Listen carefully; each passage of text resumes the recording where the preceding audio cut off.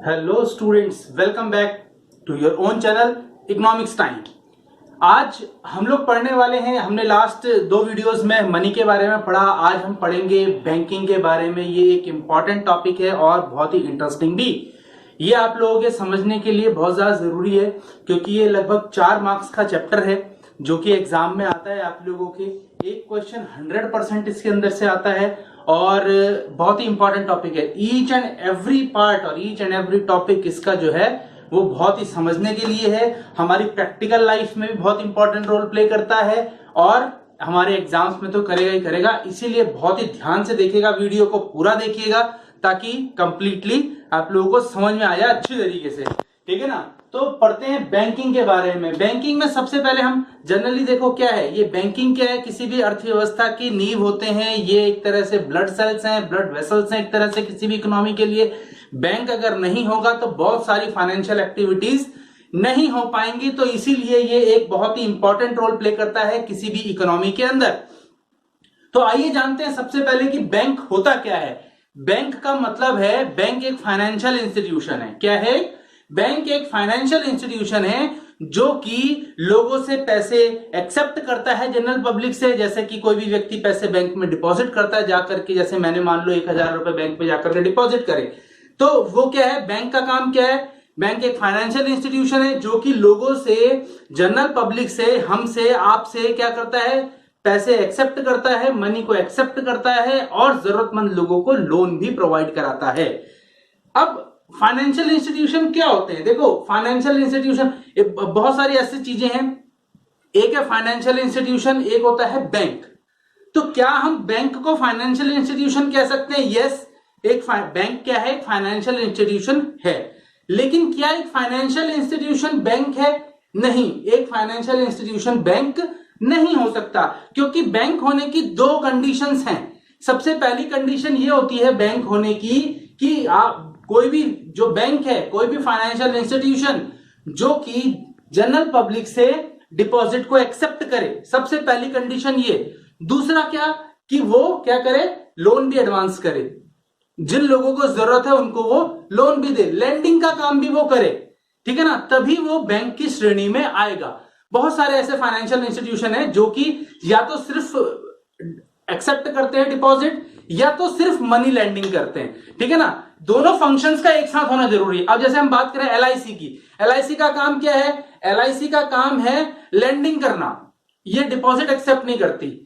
अब जैसे unit trust of India है, इसका काम क्या है? इसका काम क्या है? एक्सेप्ट करना, ये लेंडिंग नहीं। अब बहुत सारे ऐसे जैसे मुथूट फाइनेंस हो गया, मन्नापुरम गोल्ड लोन हो गया, ये लोग आपको क्या करते हैं, इनका काम डिपॉजिट एक्सेप्ट करना नहीं है बल्कि लेंडिंग करना है ऑन द बिहाफ कि आप कुछ भी वहां पे मोर्टगेज करें, चाहे अपनी ज्वेलरी चाहे कुछ, तो उसके बेसिस पर आपको ये लोन देता है। तो फाइनेंशियल इंस्टीट्यूशन और बैंक दोनों अलग हैं।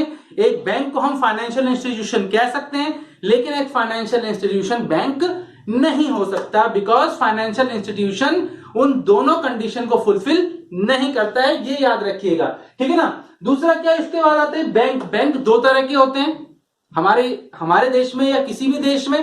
बैंक 2 तरह के होते हैं, एक होता है कमर्शियल बैंक, एक होता है सेंट्रल बैंक।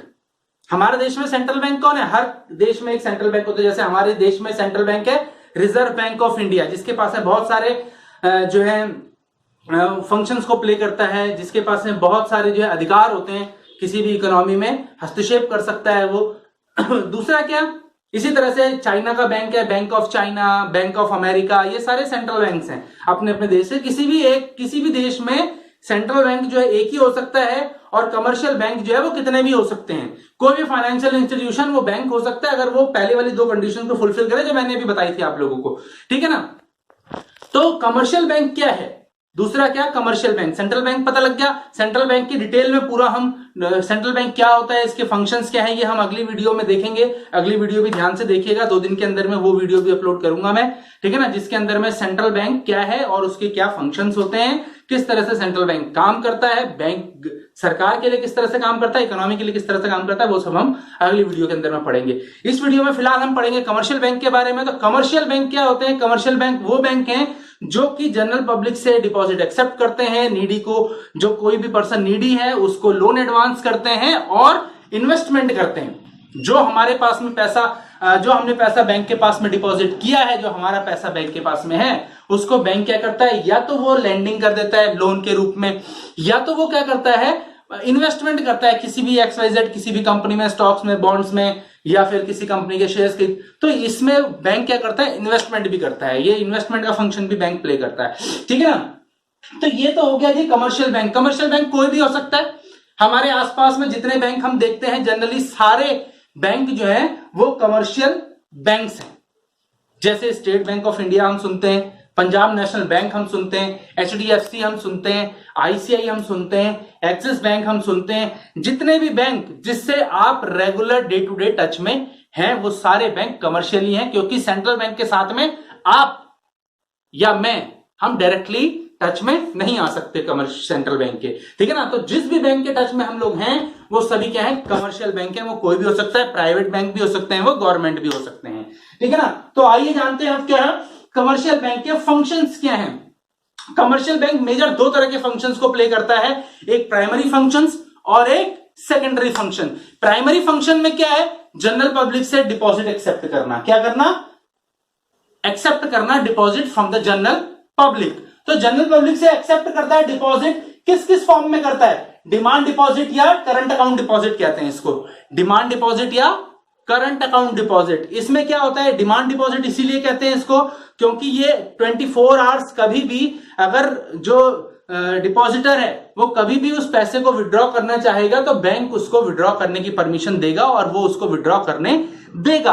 तो इसीलिए इसको क्या कहते हैं, डिमांड डिपॉजिट भी कहते हैं या करंट अकाउंट डिपॉजिट भी कहते हैं। दूसरा क्या है, फिक्स डिपॉजिट या टाइम डिपॉजिट। ये हमने मनी वाले चैप्टर में ही पढ़ा था। फिक्स डिपॉजिट क्या होता है या टाइम डिपॉजिट कहते हैं इसको, ये एक सर्टेन टाइम के लिए कोई भी व्यक्ति जो है बैंक के अंदर में फिक्स कर देता है डिपॉजिट, तो उस डिपॉजिट को भी बैंक एक्सेप्ट करता है। तीसरा डिपॉजिट क्या है, सेविंग डिपॉजिट। सेविंग डिपॉजिट क्या है, इसके अंदर में फिक्स डिपॉजिट और डिमांड डिपॉजिट दोनों के फंक्शंस, एक तरह से दोनों फंक्शंस इसके अंदर में होते हैं। मतलब कि जैसे आप जो पैसा बैंक में डिपॉजिट कर रहे हैं अपने सेविंग अकाउंट के अंदर में, वो सभी क्या है, सेविंग डिपॉजिट है। आप तो चाहे उसको लंबे समय तक छोड़ सकते हैं, आप चाहे तो उसको कभी भी विड्रॉ कर सकते हैं। उस पर आपको क्या मिलता है, इंटरेस्ट मिलता है। डिमांड डिपॉजिट जो है या करंट अकाउंट डिपॉजिट जो है, इस पर इंटरेस्ट बैंक नहीं देता, ये याद रखिएगा, ठीक है ना। फिक्स डिपॉजिट पर इंटरेस्ट मिलता है और सेविंग डिपॉजिट पर इंटरेस्ट मिलता भी है और इसको आप कभी भी विड्रॉ कर सकते हैं। फिक्स डिपॉजिट को आप कभी भी विड्रॉ नहीं कर सकते, एक सर्टेन टाइम के लिए जमा होता है। इसलिए दोनों डिपॉजिट के जो फंक्शंस हैं वो इसके अंदर में है, सेविंग डिपॉजिट, ठीक है ना। इसके अंदर में दोनों कैरेक्टरिस्टिक्स मिलते हैं इसके। उसके बाद क्या, दूसरा फंक्शन क्या है इसका, advancing of loan. Loan advance करना मतलब कि जो भी नीडी पर्सन है उसको लोन देना in the form of cash, in the form of cash credit, demand loan in short term loan. अब सबसे पहले हम ये पढ़ते हैं कि कैश क्रेडिट क्या होता है। आपने क्रेडिट कार्ड का नाम सुना होगा, बैंक आपको क्रेडिट कार्ड अवेलेबल करा देता है। जब भी आपको जरूरत होती है आप उसमें से पैसा विड्रॉ भी कर सकते हैं, आप उससे कुछ शॉपिंग भी कर सकते हैं। ये होता है कैश क्रेडिट जी, ठीक है ना। इसके बाद में क्या है, डिमांड लोन। क्या होता है, डिमांड लोन जो है कमर्शियल बैंक जो लोन लैंड करता है उसको कभी भी वो क्या कर सकता है, जो है रिकॉल कर सकता है। रिकॉल करने का मतलब ये कभी भी उसको वापस मांग सकता है, वो क्या कहलाता है, आपका डिमांड लोन कहलाता है। इसके बाद क्या है, short term loan. Short term loan जैसे कि पर्सनल लोन हम लोग लेते हैं, छोटा मोटा बिजनेस लोन हम लोग लेते हैं, तो वो क्या कहलाता है, शॉर्ट टर्म लोन कहलाता है। आपने जो है मान लो एक बाइक खरीदने के लिए लोन लिया, आपने एक कार खरीदने के लिए लोन लिया, आपने पर्सनल यूज के लिए 1 लाख 2 लाख 5 लाख का लोन लिया, वो क्या कहलाता है, आपका शॉर्ट टर्म लोन कहलाता है। क्लियर है। तो ये दो इसके फंक्शंस हैं प्राइमरी फंक्शन के अंदर में, एक्सेप्टिंग डिपॉजिट और एडवांसिंग लोन, ठीक है। इसके बाद आते हैं थर्ड फंक्शन में। थर्ड फंक्शन क्या है इसका, overdraft, secondary function, sorry secondary function पर आते हैं। सेकेंडरी फंक्शन में पहला फंक्शन क्या है इसका, ओवरड्राफ्ट फैसिलिटी। ओवरड्राफ्ट फैसिलिटी क्या होता है, करंट अकाउंट, जो कमर्शियल बैंक है वो जितने भी करंट अकाउंट होल्डर्स हैं, जो अच्छे करंट अकाउंट होल्डर्स हैं, जिनकी मार्केट में एक रेपुटेशन है, जिनके अकाउंट मोटे हैं बैंक के पास में, जिनके पास में जिसके जो है बैंक के पास में ज्यादा अमाउंट जो है वो डिपॉजिट होता है, विड्रॉ होता है, ट्रांजैक्शंस मोटी है, टर्नओवर ज्यादा है इस कंपनी का, बैंक क्या करता है, उसको ओवरड्राफ्ट फैसिलिटी प्रोवाइड कराता है। इन सर्टेन केस कभी कभी ऐसा हो सकता है कि भाई बैंक के पास में जो करंट अकाउंट होल्डर है उसके पास में बैंक में पैसे नहीं है, लेकिन एक बैंक क्या करता है, एक लिमिट उसको फिक्स कर देता है कि हाँ हम आपको 5 लाख 10 लाख 20 लाख 1 करोड़ रुपए तक का हम आपको ओवरड्राफ्ट कर सकते हैं। ओवरड्राफ्ट करने का मतलब ये होता है कि जितना भी डिपॉजिट अमाउंट है उससे ज्यादा उसको विड्रॉ करने की परमिशन देना। फॉर एग्जाम्पल, अगर बैंक ने मुझे 10 लाख रुपए की ओवरड्राफ्ट फैसिलिटी दी है, इसका मतलब ये हुआ कि मैं अपने डिपॉजिट जितना भी मेरे अकाउंट में है उससे 10 लाख रुपए एक्स्ट्रा विड्रॉ कर सकता हूं। ठीक है ना, बैंक उसका चार्ज लेता है, तो इसको कहते हैं ओवरड्राफ्ट फैसिलिटी। इसके बाद में क्या है, discounting bills of exchange. Bills of exchange, जिस भी व्यक्ति के पास बिल्स ऑफ एक्सचेंज हैं उसको डिस्काउंट करने का काम इसका है। अपना कमीशन ले लेता है बैंक, और जो भी पैसा जो बचता है वो उसको, जिसके पास है bills of exchange, the honour of the bills of exchange, उसको वो पेमेंट कर देता है before at the time of maturity. ठीक है ना, मेच्योरिटी से पहले या मेच्योरिटी पर उसको जो है पेमेंट बैंक करता है। ये इसका क्या है, सेकेंडरी फंक्शन है।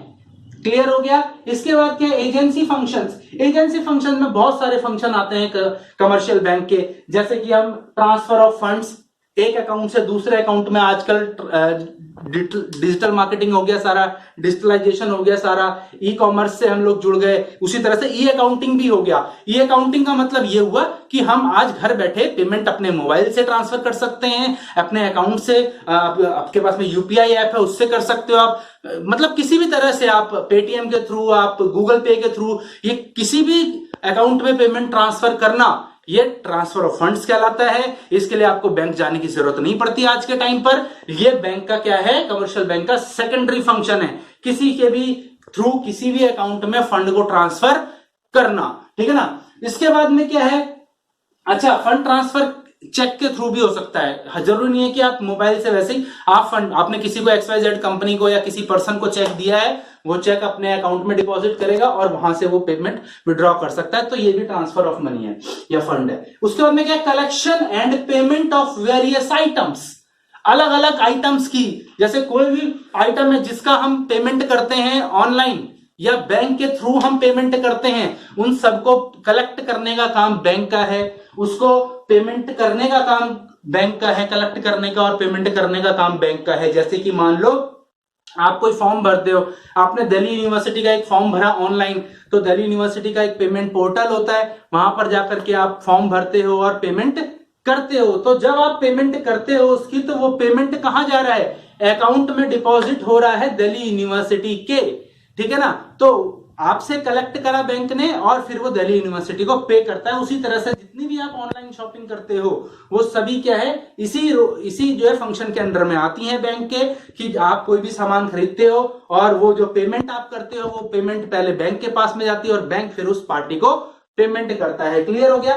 Purchase and sale of foreign exchange.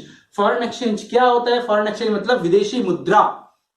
जो विदेशी मुद्रा को परचेज करना, डॉलर को परचेज करना और सेल करना, ये काम भी क्या है, कमर्शियल बैंक का। आप देखोगे कई बैंक पे जो बड़ी ब्रांचेस होती है किसी बैंक की, तो वहां पर एक बोर्ड सा लगा होता है, उस बोर्ड पे वो चलता रहता है, यूरो का प्राइस इतना, डॉलर का प्राइस इतना, और क्या कहते हैं RBL का प्राइस इतना, रूबल का प्राइस इतना। तो ये सारी जो है, रंबल का प्राइस इतना है, चाइनीज करेंसी का नाम रंबल है, तो रंबल का प्राइस इतना। तो हर चीज का वहां पे क्या है, रिफ्लेक्ट करता रहता है रूल, क्योंकि वो बैंक जो है वो क्या करते हैं, फॉरेन एक्सचेंज को एक्सेप्ट करते हैं, परचेज करते हैं, सेल भी करते हैं। ठीक है ना। तो ये दो मेजर फंक्शन है कमर्शियल बैंक के, प्राइमरी एंड सेकेंडरी फंक्शंस। तो आज की वीडियो में इतना ही। होप कि आप लोगों को समझ में आया होगा। अगर नहीं समझ में आया तो एक बार वीडियो को दोबारा देखें, फिर भी समझ में नहीं आया तो आप कमेंट करके मुझसे पूछ भी सकते हैं किसी भी एक पर्टिकुलर टॉपिक की डिटेल, कि ये मुझे समझ में नहीं आया। तो मैं आप लोगों को पर्सनली वैसे भी समझा सकता हूं। आप व्हाट्सएप पे भी आप मुझसे पूछ सकते हैं। आप इंस्टीट्यूट की वेबसाइट पे जाएंगे, वहां से आपको मेरा व्हाट्सएप नंबर भी मिल जाएगा। और उसके बाद में क्या है कि पूरा देखिएगा वीडियो को। जब तक आप पूरा नहीं देखेंगे ना वीडियोस को, ये नहीं, पिछली भी वीडियोस अगर आप पूरा नहीं देखेंगे तो आप लोगों को क्लियर नहीं हो पाएंगे टॉपिक्स। 12th क्लास है, ध्यान से पढ़ने की जरूरत है, प्रॉपरली अंडरस्टैंड करके नोट्स बनाने की जरूरत है। अगर इफ यू आर टारगेटिंग 95+, तो आप लोगों को प्रॉपर अच्छी तरीके से नोट्स बना करके प्रॉपर पढ़ने की जरूरत है। खाली टाइम पास करने से तो 40, 50, 60 नंबर तो किसी के भी आ जाते हैं, लेकिन इफ यू आर टारगेटिंग 95 और 95+, तो आप लोगों को वीडियोस भी अच्छे से देखनी है, ऑनलाइन क्लासेस अच्छे से ले, और उसके बाद में ऑफलाइन क्लासेस तो है ही है, क्लासरूम ट्रेनिंग प्रोग्राम, वो बहुत ज्यादा इंपॉर्टेंट है। तो आज की वीडियो में इतना ही। अगली वीडियो में हम पढ़ेंगे सेंट्रल बैंक और सेंट्रल बैंक के फंक्शंस क्या क्या है। बहुत इंपॉर्टेंट वीडियो है, वो वीडियो जरूर देखिएगा। थैंक यू वेरी मच, धन्यवाद।